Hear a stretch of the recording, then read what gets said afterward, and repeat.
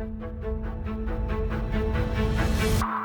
living right here and now, and I don't wanna miss out. This is what life's all about. The world is calling, and I'm listening. Yeah, I'm listening. I feel the freedom inside. Hindi kami masyado nagtitipid sa tricycle. In my eyes, and I can see it so clearly. So clearly. Life is but a dream. Isn't it amazing? Oh, Hey guys, good afternoon. So ngayon, nandito na kami sa La Union. So mamaya pa kami mag-check-in mga 2 PM. So kain muna kami dito sa favorite place namin, which is yung merienda. So nagbebenta dito ng mga kare-kare. So mayroong bagnet, pork, tsaka beef. Sama ko yung mga ano ko guys, mga pinsan ko.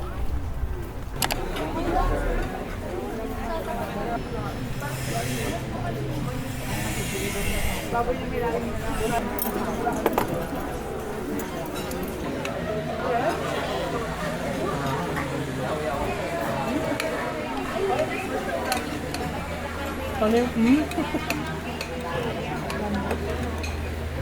Ano yung baka?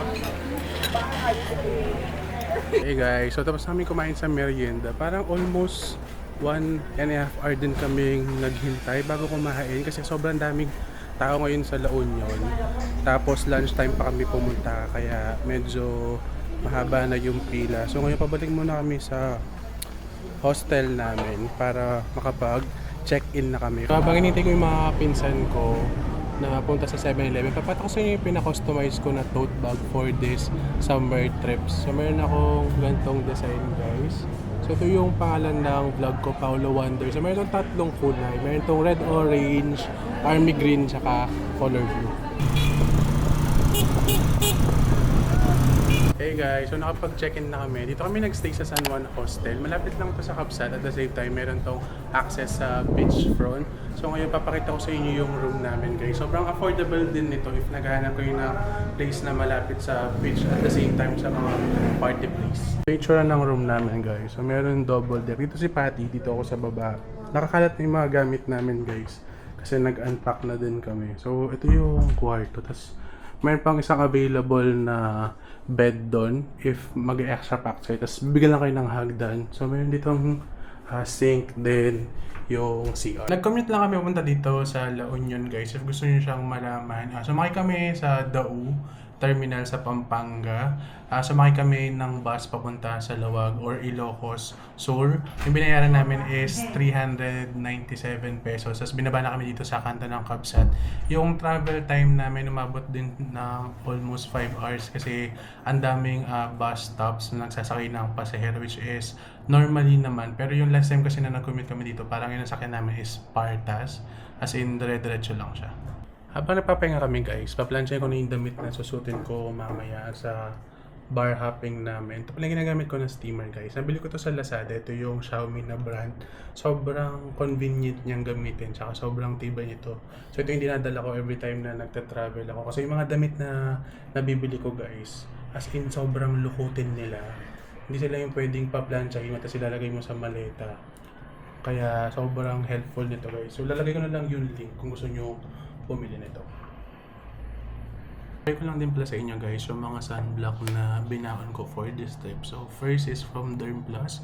This one is the Ultimate SPF 130, good for face and body. Ito yung ginagamit ko pag nagsiswimming or pag magbibilad talaga ako sa araw kasi mataas yung SPF niya, mas mapaprotect yung sarili ko or yung balat ko from harmful rays of sun.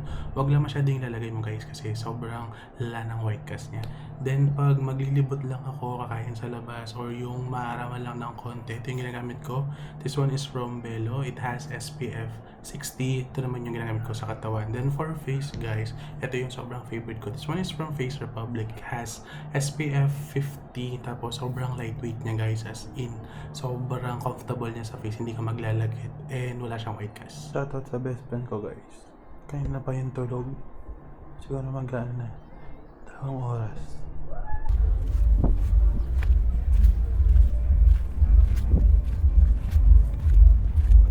Hey guys! So ngayon nandito na kami sa La Union Beach. It's already around 4:40 PM.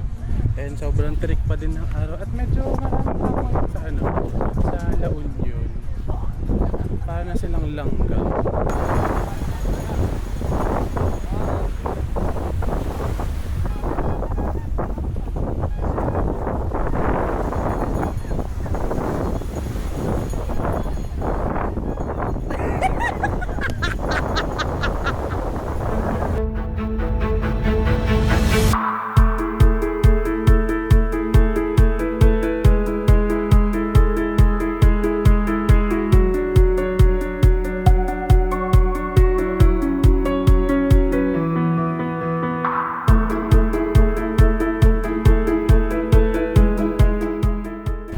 So ngayon nandito kami sa Union Beach.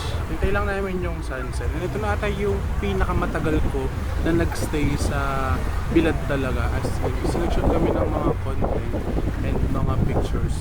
And hindi naman din ako lagi nasa beach. And last year kasi, hindi kami nakapag beach trip kasi nga diba nung March nasa Japan kami. Tapos sobrang busy dahil sa dami ng projects. Kaya this 2025, make sure ko na meron akong beach trip per month yung sa masabi mo sa natin sa beach trip natin. Ito yung namin guys, first ever na gala na beach trip kasi usually nasa Manila lang kami. Ano sabi mo? Saya. Diba? Napakatipid ng sagot. Okay, so nakauwi na kami ng bahay at napansin ko, nagbilad lang kami kanina, hinintay namin yung sunset. Grabe na yung initim ko. What more pa kaya para ligo pa niyan ako sa dagat. Grabe. Hey guys, what's up? Just an update. Tapos na kaming maligo, nakapagpahinga na kami. It's already 7:50. So hinintay ko na lang mga pinsan ko. Magdi-dinner muna kami. Tapos mag-start na kami mag-bar hopping. Kasi si Poch, first time yan sa La Union. Tapos si Patty, hindi siya nakapag-bar hopping before. So dalhin natin sila sa mga places na pinupuntahan namin dito sa La Union. Yung mga happy places or mga party places dito para naman ma-experience nila. And kung mapansin nyo, medyo iba yung boses ko guys kasi prior sa pag-alis namin dito, parang a week siguro before, nagkasakit talaga ako, ubo, sipon, nagkatrangkaso ako sa pagod sa work tsaka sa mga prior commitments, kaya kinabahan talaga ako kahapon kasi talagang nilalamig ako guys, wala na akong electric fan and also kala ko lalagnitin ako. Buti na lang talaga umeffect yung mga gamot na ininom ko, natuloy itong trip namin kasi tagal din namin itong pinlano, parang January pa ata kasi yung mga pinsan ko hindi naman sila agad makakapag-leave sa work pero buti na lang natuloy kami kaya let's go. Guys, so ito lang yung polo ko before from H&M. Tapos yung inner ko is from GU. Sobrang comfortable nito guys na pantulog or pang inner kasi hindi siya ganun kainit. Tapos yung short ko is nabili ko lang siya sa Shopee. So ito, pag nainitan na ako mamaya, tanggalin ko na lang kasi guys, kung nakapag-La Union na kayo, iba yung lagkit dito guys pag summer. As in lagkit kong lagkit, as in super lagkit.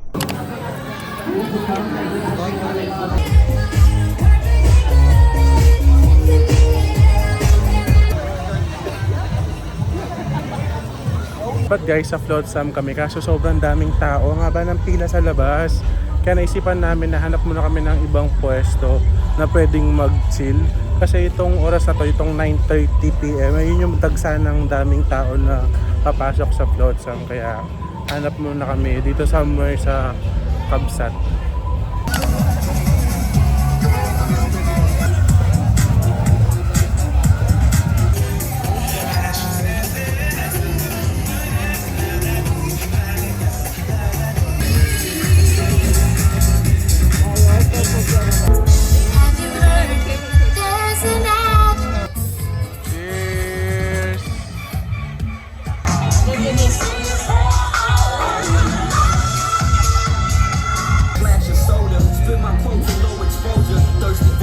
Sayang, hindi nakasama. Hindi pinayagan ni Chubong.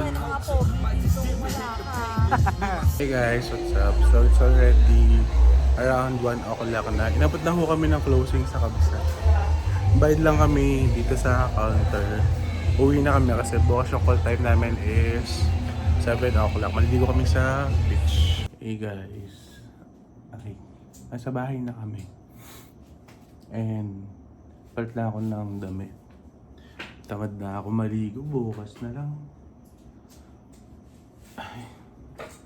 Good night. Hey guys, good morning. So it's our second day here in La Union. And ang usapan namin guys is magbe-beach kami ng maaga, as in yung 6:30 or 7 ako lang. Pero it's already 7:10. Grabe, ako lang nagising sa amin magpipinsan. Kasi lahat sila nalasing siguro yun. Ako kasi kahit nalasing ako or mayroon akong hangover, pag sinabi ko kasi gigising ako ng maaga, as in gigising naman talaga ako. So ngayon papunta lang ako dito sa beach area. Doon yung area namin guys, doon kami naka-stay sa San Juan Hostel. Tapos ito lang yung Kabsat. Tapos dito sa side na to, meron beach access. Akala ko guys, hindi pa mainit yung 7 AM. Sobrang init lang po. At sobrang daming tao ngayon kasi nagaan sila. Surfing. Tapos may mga surfing lesson dito, may mga nagkakape. So ako hanap lang ako ng place na hindi ganun kadami yung volume ng tao. Don't wait for tomorrow. Live for today. Keep chasing the sunshine and go out and play.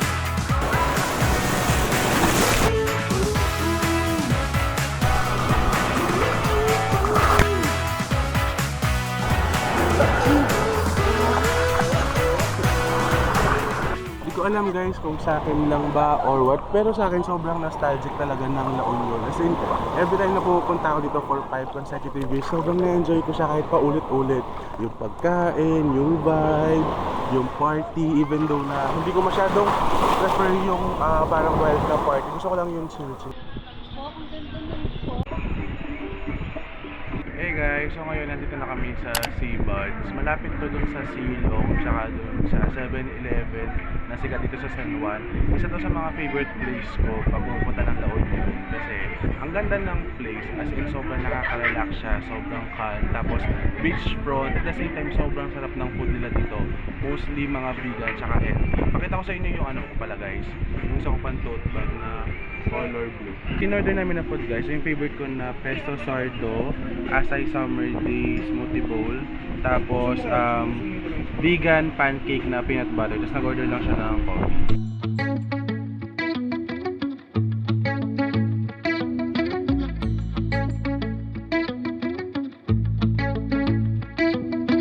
I just did what I did. Can't about no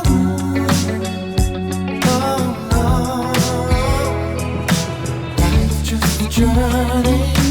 Feel it in your heart.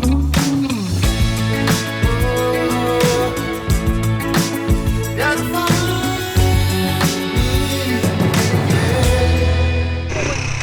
Yung mga setting ko sa Instagram, pero ito ka pumunta dun sa location nyo. Hindi na kami masyado nagtitipid sa tricycle. Para sa 25.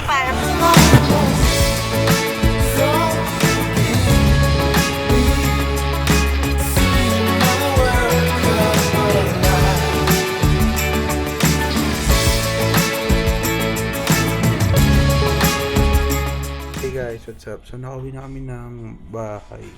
So already 1:02. Sabang papahinga ako, si Patty nag-i-impake na kasi iinom ulit kami mamaya guys. So syempre baka manlasing at 11 o'clock yung check out bukas. So kailangan all good na yung mga maleta namin. At grabe, ang ginawa lang namin sa La Union guys ay kumain, uminom, tulog. Ganun lang. Current setup guys, ganun lang yung perang natira sa cash ko. Sana kayanin pa siya hanggang mamayang gabi, ano? Habang naghintay kami ng oras, guys, ang gagawin namin is maglilista na kami ng aming daily expenses. Ako nilagay ko sa notes yung mga expenses ko para every after trip, alam po yung total travel expenses ko at meron akong reference. So, ang gagawin namin ngayon ay magbabayaran kami ng mga utang at mga ginastos for the past 2 days kasi wala na akong cash, hindi rin ako makakapag-withdraw. Dahil hindi ko dala yung debit card ko. Credit card yung dala ko kasi before sa La Union guys, mostly ng establishments tumatanggap sila ng credit card. Pero ngayon, napansin ko parang nag-limit sila, parang selected na lang.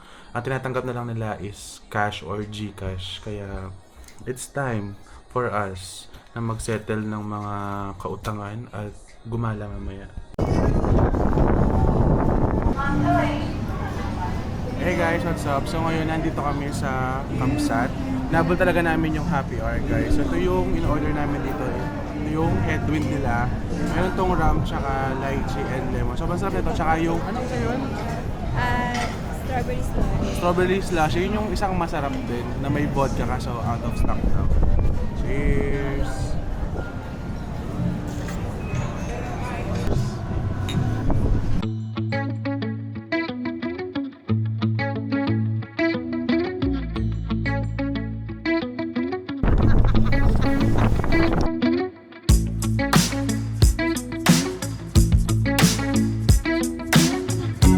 Guys, nakakatawa.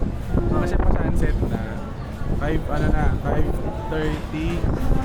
So nag-ready kami. As in, rentong damit, linen, ganyan. Kasi pipicture sana kami ng sunset, tapos yung may flash. Kasi hindi namin, hindi kami na-inform na sobrang hangin pala ngayon. As in, sobrang lagkit dun sa dagat. Tapos sobrang lumilipad yung buhangin. So hindi kami makapag-picture ng maayos. Kaya ang gagawin na lang namin is, kakain na lang muna kami. Tapos, uwi muna kami bago kami pupunta sa ibang bar. Early dinner na kami guys. Ito yung order namin. Kare-kare, tuna steak, at saka bagoong rice.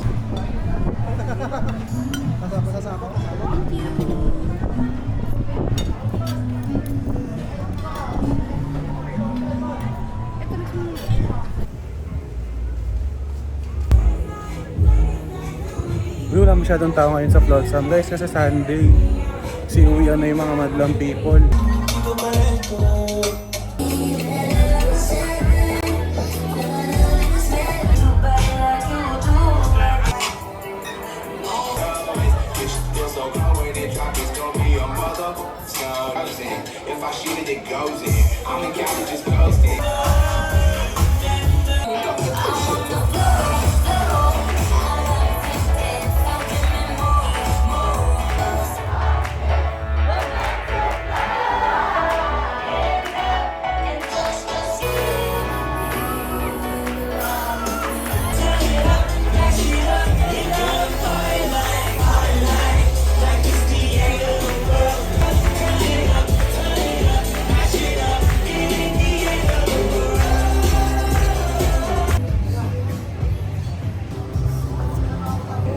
Kasi pagkain, affordable lang.